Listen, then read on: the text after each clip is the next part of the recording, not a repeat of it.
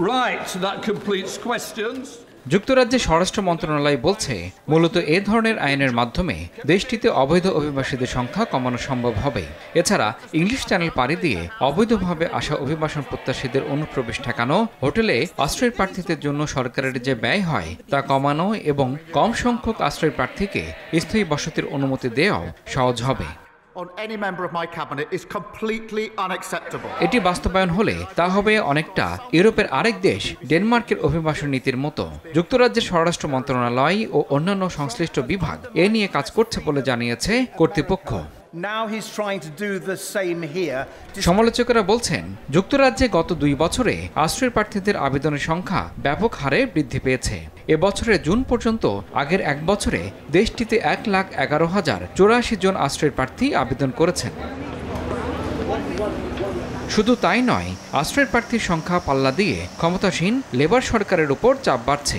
সরকার জানিয়েছে, তারা যুক্তরাজ্যকে আশ্রয় প্রার্থীদের সহজ গন্তব্যে পরিণত করতে চায় না। এছাড়া চাপের মুখে ব্রিটিশ সরকার নিজেদের 1.5 দশকের পুরনো ইউরোপীয় আইন, সামাজিক সুবিধা এবং স্থায়ী বসতির নীতি পর্যালোচনার ঘোষণা দিয়েছে।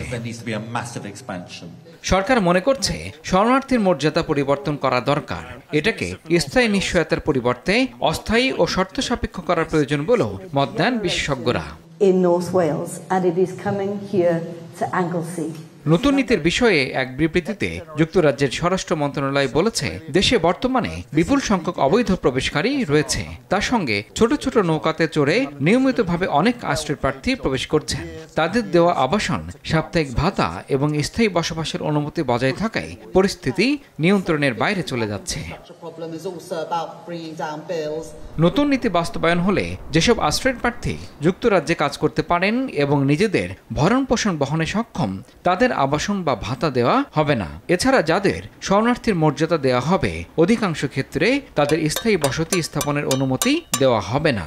বরং তারা যেসব দেশ থেকে এসেছেন তা নিরাপদ বলে মনে হলে তাদের সেখানে ফেরতও পাঠানো হতে পারে।